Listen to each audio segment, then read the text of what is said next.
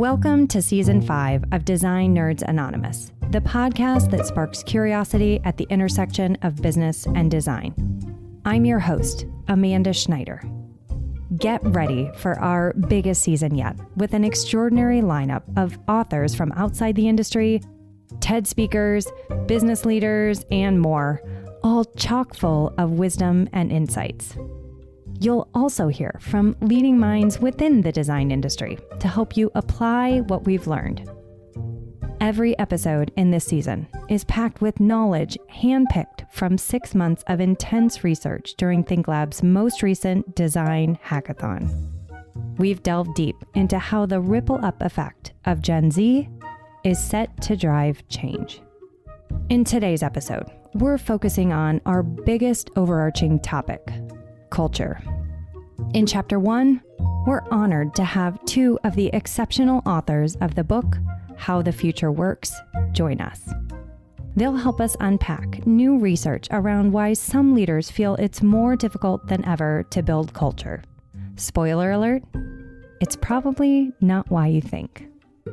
Then, in Chapter 2, we're joined by Gensler, the top interior design giant of design firm. We chat with two multi-generational design maestros who explore the exponential power that listeners possess to implement these mind-blowing ideas, not only within their own business, but also with their clients. So whether you're a budding designer, a business leader, or simply hungry for knowledge, this episode will have something for you. But before we begin, let's give a big shout out to our incredible sponsors who make this podcast possible. All right, my fellow design nerds, let's meet our Chapter 1 interviewees and hear some of their favorite insights from the book.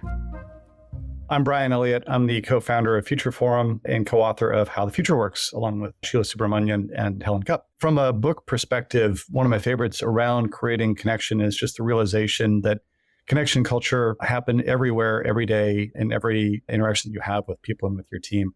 I think a lot of executives like myself, who are a couple of decades of tenure, tend to think of it as the all hands that you have or the slogans that are on the wall, when the reality is it's the way that you treat people day in and day out. It's whether or not they feel like their voice is being listened to inside of an organization that really determines the type of culture that you have as an organization and whether or not people feel like they're actually connected to that company. My name is Sheela Subramanian, and similar to Brian, co-founder of Future Forum, most recently vice president at Slack, co-author of How the Future Works as well. And I would say that one of my favorite insights from the book is how we talk about flexibility. Similar to hybrid, flexibility is also a trigger word for many leaders right now. And what we talk about in the book is that flexibility is not just where you work, it's when you work, it's how you work, and ultimately it's about choice. It's about empowering employees to do their best work and live their lives.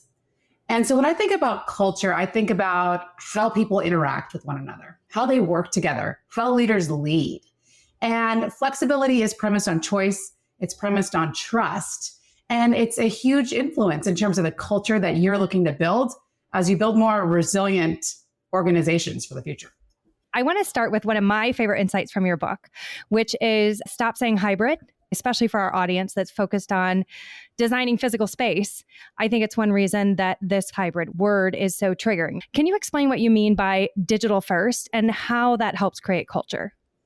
One of the challenges with hybrid, and this is in part what Sheela was getting at, is we talk so much about flexibility and where people work, and hybrid tends to talk about that location axis.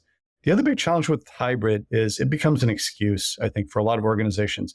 Oh, we're hybrid becomes this thing that you start hearing that makes it sound like because we decided that 3 days a week, Mondays, Wednesdays, and Thursdays are the days in the office, that everything has been solved. When the reality is that type of top-down, one-size-fits-all mandate really doesn't work for a lot of teams and a lot of organizations. And you can see this both in the resistance that people have to it and in the real challenges that it's creating for organizations.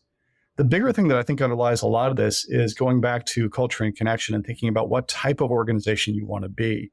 And sometimes when some senior executive says, oh, we're hybrid, what they're really looking to do is paint a thin veneer over the fact that what they really are still is office-centric. Mm-hmm. They still are going to be rewarding those that show up in the office most often with new opportunities and new ways and with potentially promotions.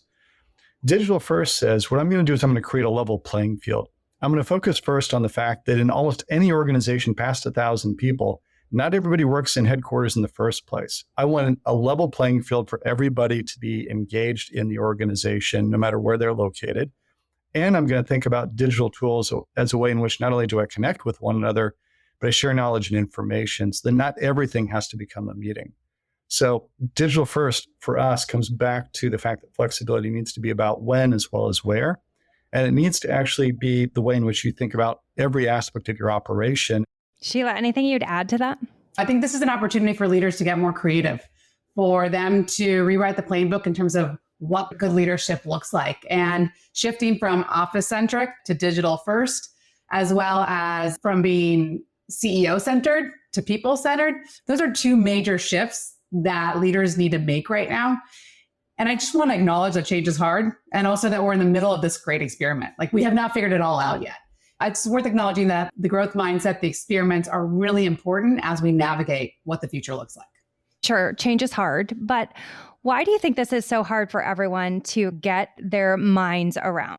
Oh my gosh, Amanda, if you could see my face, the number of times I've heard, now it's time for everyone to go back to work. And it's like, what have we been doing for the last 3 years? We've all been working. We've all been productive. It's just that the way that we have worked has changed. And I think that shift has been really tough for many leaders to make because their experience diverges from the rest of our experiences. And a big part of that is confirmation bias. What we see from our data is that 2/3 of executives are not necessarily including their broader employee base as they're figuring out what their future of work policies look like. 2/3.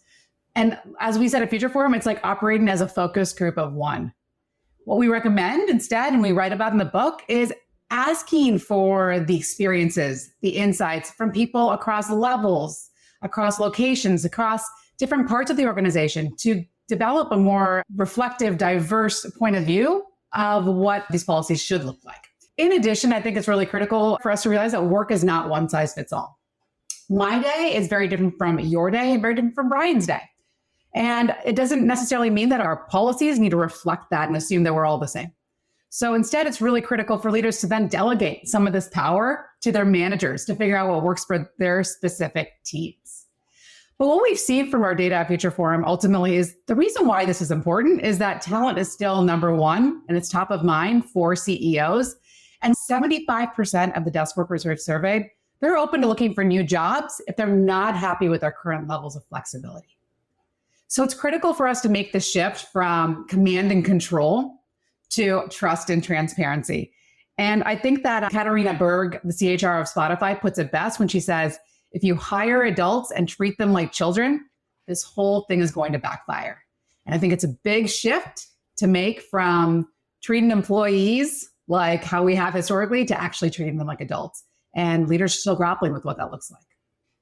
I think what's hard for a lot of leaders, from my perspective, to get their heads around is how to individualize everything without making everything so custom that it's impossible to manage. I wonder if you could talk about the tangible ideas from your book about how to listen to those employees without making it a business that is impossible to serve.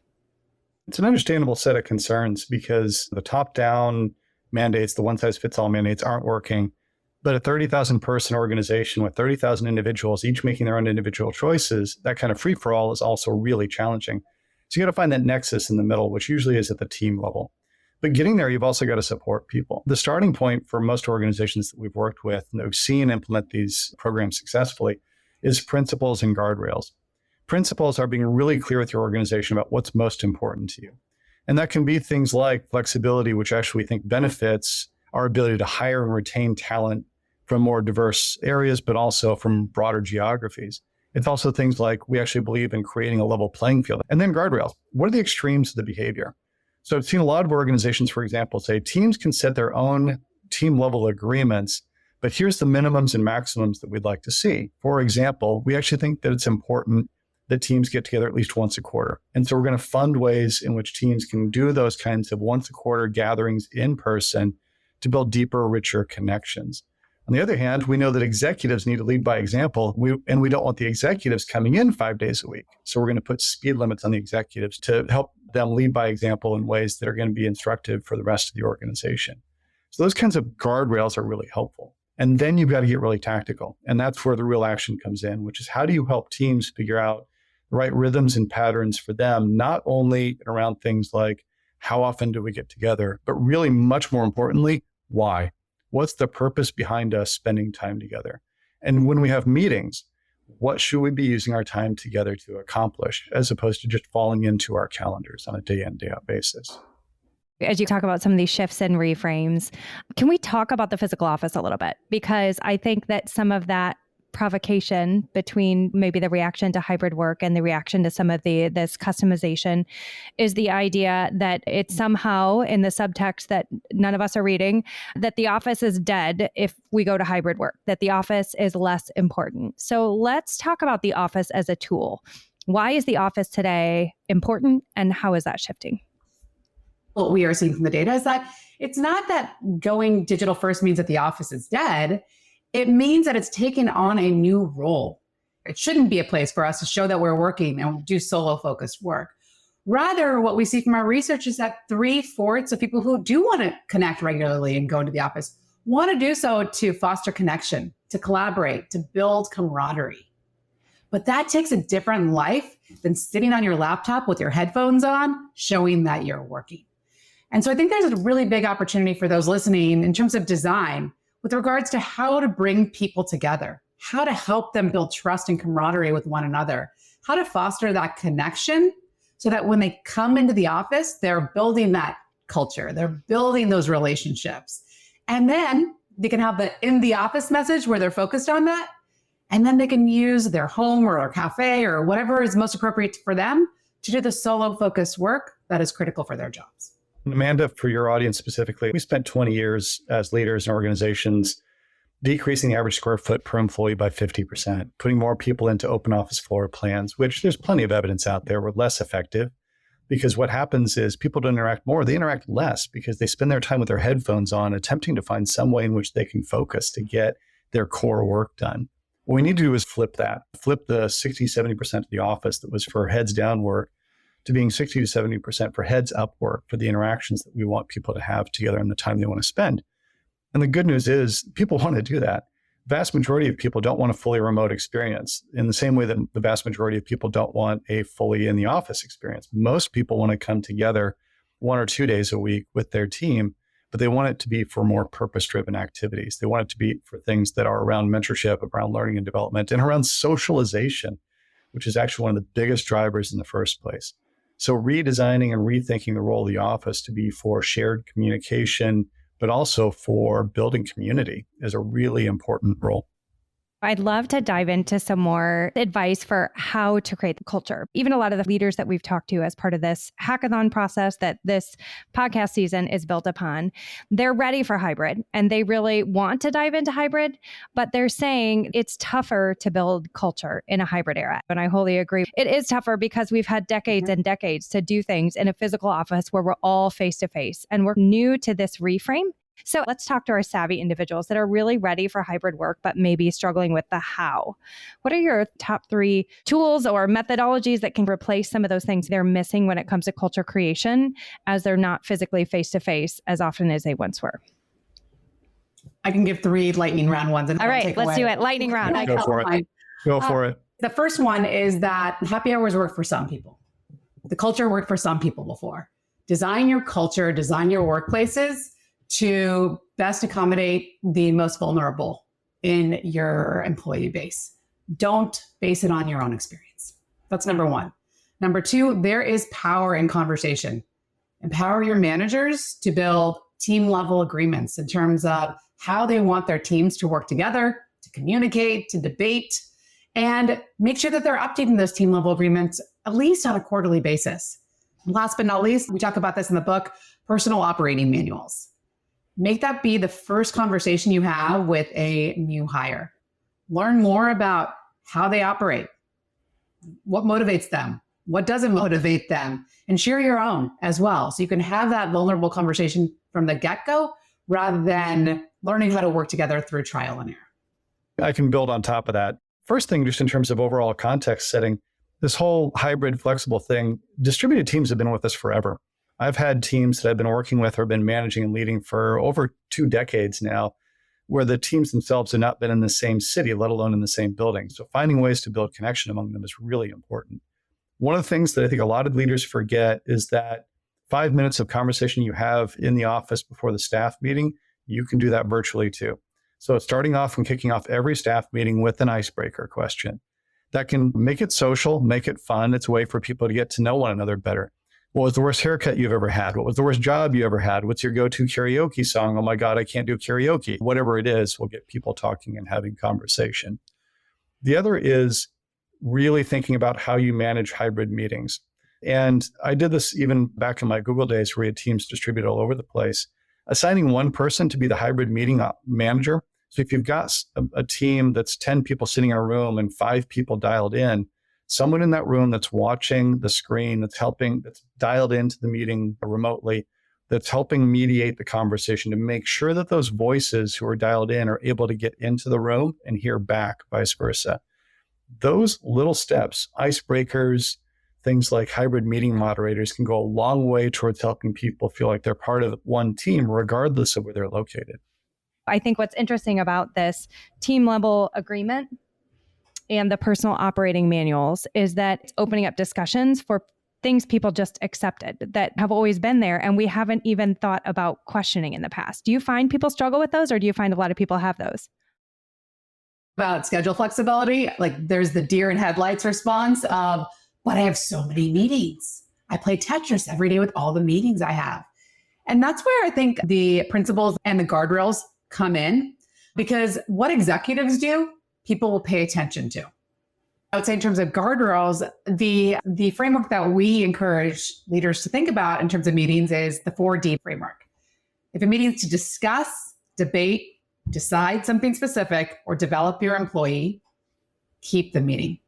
If it's a around the horn or a check-in, bring it into your digital tools. Do it asynchronously.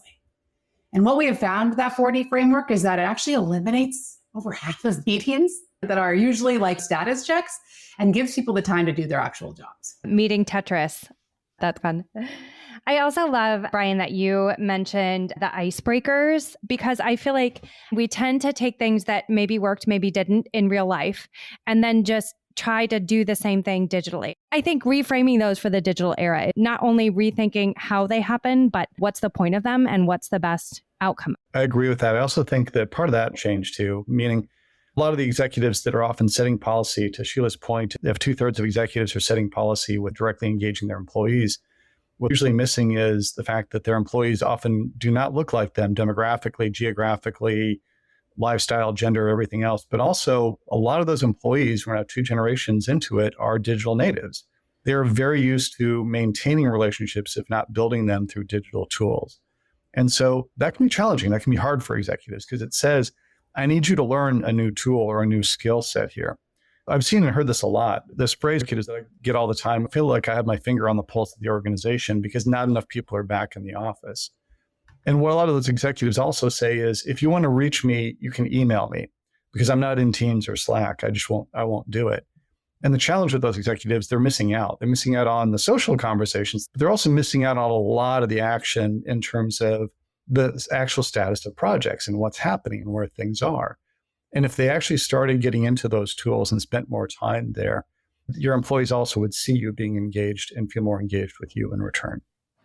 I think that's an important call to action. It's not only changing your people, it's also changing yourselves. I still feel like everyone is triggered also by the word digital. So I would love for either of you to react to why you think this digital is seen as such a negative, because I see it as a benefit for so many reasons. One thing that I would throw out there from a future forum research perspective was a lot of assumptions made about younger employees that I think are false, some of which is the usual stuff around Gen Z or slackers, a term that got used for my generation, Gen X, way back in the day. It's simply not true. They may have different orientation, but they're equally interested in career development. The other is that those groups also, they're the least likely to want to be fully remote or fully in the office. They're the ones that are most likely to want something that's in the middle because they want to interact. They want the socialization aspects of it, right? So they want the in real life as well as the digital side of it. I do think that digital tools create challenges for executives, in part because it's the fear of openness. It's the fear of moving from a set of cultures that were driven by being centralized and knowledge centralized, and that's the way you advanced, to an open way of communicating. And that can be hard because it's feeling like you're giving up that centralized power and you're not sure what you get back in return. The usual answer to that is you're going to get a lot more engagement and buy-in by your organization, and you're actually going to get a faster pace of change out of your organization too. They know what you know. But that can be challenging on its own, let alone getting into all the potential challenges around employee engagement and culture and questions that people are asking about their employers around policies that they want executives to engage in through digital tools. Prior to the pandemic, much of the conversation was, how's my life going to fit into my work? When I was in business school, the conversation was, how are we going to burn the candle on both ends till we're 50 and then reclaim ourselves with our friends and family? And the last few years has flickered a new light in many people's lives. And now the conversation recently is, how is my work going to fit into my broader life? How do I live a richer, fuller life rather than how do I climb that ladder? Technology is one component of that. But I would say that the shift has also been made from work-life balance to technology enabling a different sense of work-life fluidity. And I think it's an important shift that we need to continue to acknowledge as technology takes over different aspects of our lives. Absolutely. And I love the idea of looking at technology as a friendly ally to help us focus on those human elements. Aside from reading your book, anywhere else they can follow you to stay in touch with your journey? Best way to find the book is howthefutureworks.org. You can go there. You can go to Amazon as well and find it and buy it there. The best way to follow me is on LinkedIn, Brian Elliott. Same. I'm on a little bit of a social media detox right now, but I will resurface on LinkedIn soon. And if you want to get in touch, feel free to send me a note.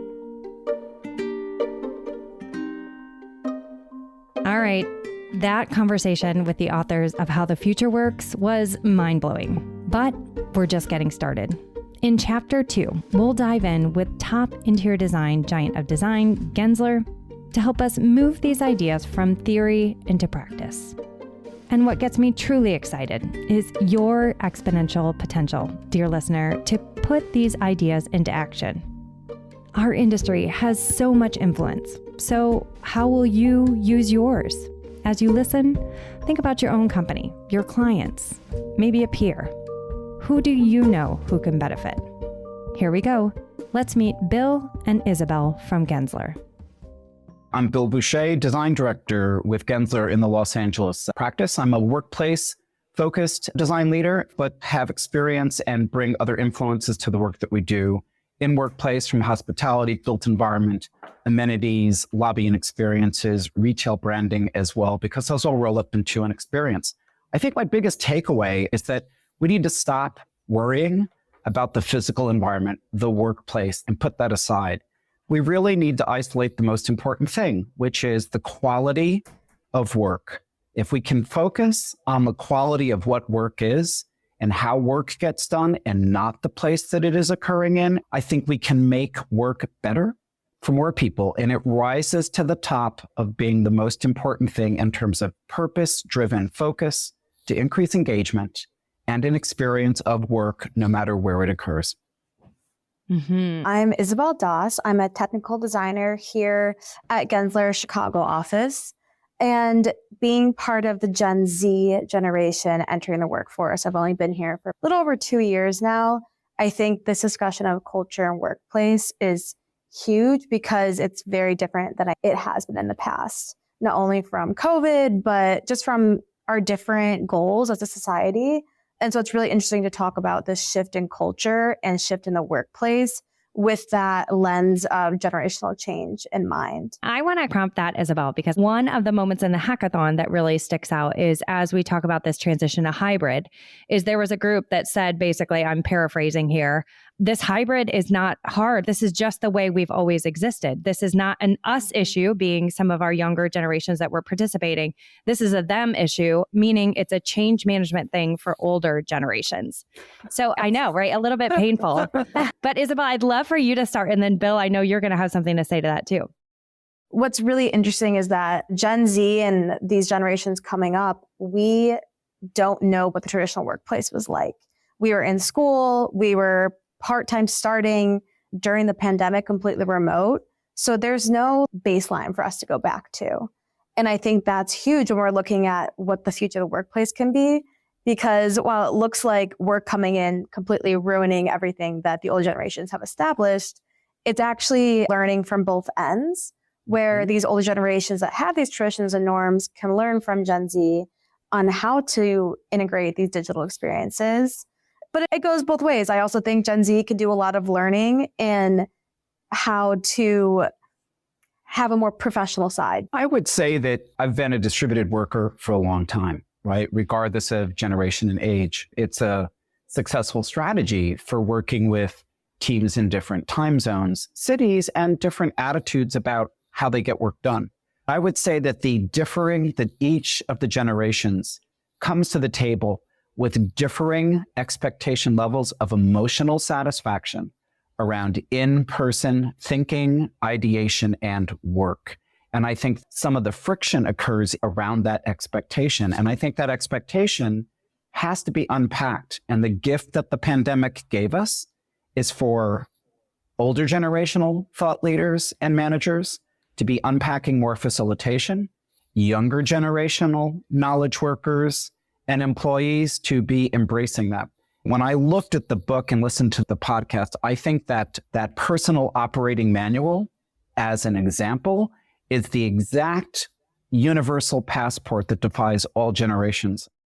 For our listeners that may not have read the book, can you explain what that personal operating manual is? Yeah, the example that was given in the book is a way of being able to identify in oneself how I work, where I come from, what my preferences are, how I communicate. And it's being invited into a conversation with peers and with more junior and senior professionals to establish who I am. It's about delegation and it's about empowerment of other people to drive a process that might previously have been driven by a more senior manager or director. I think if that's applied across the board, I think this will help take the tension out of the generational different expectation of what it means to be in a work physical place. I think Bill brought up a great point that really stood out to me in this book, that a lot of times we're looking at it's the new generation coming up and shaking things up in the workplace. But I think the larger umbrella that we're seeing is the way to growth and the way to success isn't sitting in the office and having people, your managers, your superiors, see you working hard. That notion isn't quite applicable to our workplace today. Now it's more about, can you trust that people are getting their work done? That transparency is huge. And I think that really turns into this need for the connection and the networking. We often get stuck talking about the generational differences and the norms of technology versus the analog ways of doing things. But a lot of it just has to do with prioritizing authentic connection between our coworkers and what we're doing, instead of just the facade of working hard. And I think that's a huge thing that this book really hit on the head. And Isabel, I want to build on something as well. I call this participation trumps place. So participation, whether that's in person or virtual, really is more important than where the participation occurs. I think that's key. I think that's absolutely key. And we had one focus group attendee say this management by panopticon no longer works, which is like the prison towers, if anyone else had to Google that word. And I think that was an interesting thing. We also heard from our Gen Zers as we were generating the ideas that came from this research. One of them was see and be seen. I am an Xer, just for clarification for our listeners. And to my generation, see and be seen would mean being in a physical place. But to them, see and be seen could be being on a Zoom. It could be being active in a chat. It could be on a Slack channel. There was a lot of different ways that they felt that they could be seen, and they were looking for advocates and opportunities to invite them into that room, be it physical or digital. And I think that idea of seeing and being seen is really a barrier to that inclusivity that so many workplaces are striving for. Especially Gensler, we're pushing DEI so hard. That's such a priority for us. And they also mentioned in the book how you should be targeting with your culture building activities and methodologies, targeting the most vulnerable groups. I think that's huge because they may not be the ones that are naturally being seen in the office. So you look at people that are part-time working or parents that are not coming to the office as much. They're still doing their work, but they're just not physically there. And so I think that's a huge way to push the culture of our work further when we're focusing on bringing up those groups that sometimes get hidden behind others. Mm-hmm. I think the door opener here is that an individual's presence can be redefined in a very positive way as a result of hybrid. So we're emphasizing a person's presence as opposed to a person's attendance. I love that you keep coming back to presence versus participation.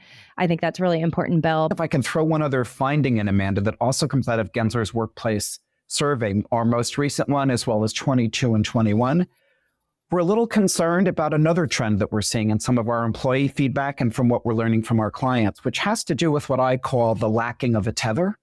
And so for many people that became accustomed to working remotely, we're seeing some fallout. And we're seeing that there's a lacking of a tether about not having enough of the physical environment. And this is a growing finding about the importance of not a full return to a physical workplace, but a return to just enough of an in-person experience. Because the impact of not having enough engagement with people is that it seriously is having impacts upon people's physical and mental health. I don't think the book talks about the unmet needs of distributed workers around this lacking of a tether, I think, is a growing symptom that we need to address. That need for the tether is huge. And I think it's often twisted in a way that's saying you have to be in the office because that's how we used to work, where it can be better rephrased as you should see value in coming to the office and being in person because it allows you to have X, Y, and Z. Personally, I think I was really compelled to go into the office. After starting completely virtually, I wanted to meet my coworkers in person. It's a double-edged sword. I get stuck on this a lot, that Gen Z and these more digitally driven generations, we don't need to be in person to be learning, and we don't need that in-person interaction. But the traditional workplace is set up to only do that mentorship and that culture building in person. So until the way we work and the way we build culture in our offices can be translated to a virtual environment, there is that need and that push for younger generations to go into the office. And I think it really focuses on the fact that focus work and that social component are separate pieces of our workplace. And can we switch the way we think so that the office is the social area? And that's not just happy hours and the fun events, but team building and sitting down and working on a project together, that collaboration. I think that's where the office can really be a tool. And potentially, this is what's so interesting about this book and all these studies, that it's always in flux. We're constantly learning and changing. So I say this right now, but to me, focus work can be done at home. And the collaboration and social aspect of our work should be prioritized in person. Isabel raised a really interesting point that a piece of that is because all of our workflows and work practices are built around a culture of being only in person, especially in an apprenticeship model industry. I want to build on that. The other important thing that I think the book doesn't talk about, there is a quality to that occurs in person that is quite different than what happens on camera. You bring up a great point, and this is something that I also felt was missing in this discussion, because we talk a lot about how can managers and the higher ups in our firms restructure our workplace and our culture. We're restructuring because of these new changes that are coming in with new generations and new technologies. So as someone who is in Gen Z and has only been in the workplace for about 2 years, I really want to know, how can I advocate as a younger employee for this change?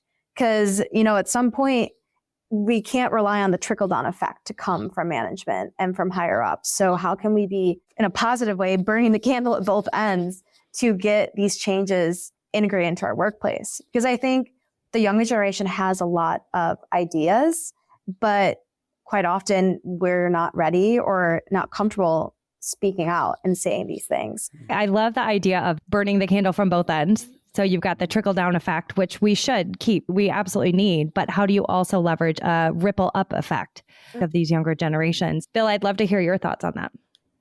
I think the importance of ripple up is to make sure that there are no blocks or dams to the continuity of it. And so when you see momentum in a team where people start to take the initiative, right, you almost, as a senior director, manager, leader, want to step back and watch that happening and not interrupt the flow and be able to step in at just the right moment as it's reaching its next step to talk about things that might need to happen, things that want to be considered, other drivers that are going to be a part of that conversation. And by doing that and then asking people to take some ownership around bringing information back, you've already created a system of encouragement, promotion, and thriving, which allows for that to continue to happen. It's an incredible gift, right? It says that we are all on the same level. And again, this entire process, hybrid work, the gifts of the pandemic, it's about equity. It's about the playing field has been leveled in the workplace, and the workplace has become less important as a physical environment and more important as a tool for deliberate choice. What I think is so powerful about your saying, Bill, was also mentioned in the book, and I think supported in a lot of the hackathon research that was done by ThinkLab, that Gen Z and these younger generations, we want transparency. And I think we talk about equity. And so in this growth and trying to create change in how we work, just having conversations is a huge tool. And like you said, just asking teams, are you comfortable with this? What are your thoughts? Do you need my help? Can I leave? I think that's a huge strength that we oftentimes look past because we want to be just making big changes. I think that's exactly what we're trying to drive with this. And it's interesting because technically we're done with the research, but I want to think of this as the beginning, not the end, because this research was really a great foundation to drive those conversations. So I'd love to end with maybe just one thought. This can be something that we did not discuss here that you think is really important as we talk about this culture topic for our industry or even our clients to be thinking about. Isabel, maybe we start with you and then Bill, you can close us out. I think one of the things that really stood out to me in this book and in our discussion was this idea of work-life balance. And in the book, they mentioned that we can think of it in a better way as work-life fluidity. And that was really an interesting thought for me because I think when I hear fluidity, I think of just a jumbled mess where our work is in our life and our life is in our work and there's no separation or boundaries. It feels that way sometimes. Yeah. And I think that's what a lot of people fear when we think about hybrid and having flexible schedules. They fear that there's going to be no divide in their work time and their personal time. But what the authors of this book really point out well was that if firms and people individually create these boundaries, they use the term guardrails. Yeah. If we create these guardrails for how we're structuring our fluid work life, it can really promote a good, healthy balance. What I think is embedded in this book that I don't even think the authors have extracted is that how work being done is really the universal message of this book. I don't know if that is the springboard of the next chapter, of the appendix to this book, as the follow-up to this book, but clearly everything is pointing to the act of work being purpose-driven and quality-driven. And it says to me, Amanda and Isabel, that the future of work, that hybrid work, that digital first, that the physical environment are all becoming equal tools in the toolbox of choice. And that's why Gensler is doing so much work around the future of cities, because it's beyond one space. And I think the irony of what you just said, Bill, is that there is not a next chapter planned. There is not a next book planned because this group was actually shuttered as part of Salesforce's back to office push.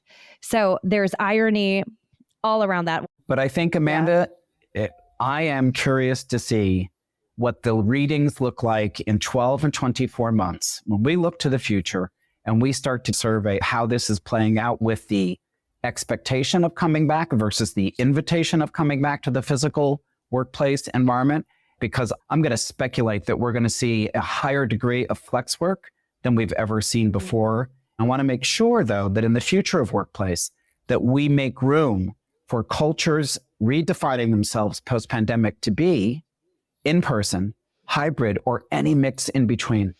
Yeah, I think there's a huge race right now between companies trying to find stability in their workplace, especially in this moment we're in right now in our society. I think a lot of companies are ditching their effort to figure it out because it's not happening fast enough. So, okay, let's just go back to what we know works. But it's almost, when is the next crisis? When's the next COVID going to happen? That'll force us to go back to that drawing board and rehash how flexible work works. And I hope it doesn't take another COVID to help us figure this out. Design Nerds Anonymous is a proud member of the Surround Podcast Network. Discover more shows from Surround at surroundpodcasts.com. If you love what you're hearing, make sure to follow our podcast so that you never miss an episode. Over the next 8 episodes, we're going to share some fascinating insights within our industry and beyond that you won't want to miss. This episode of Design Nerds Anonymous was produced and edited by Sandow Design Group.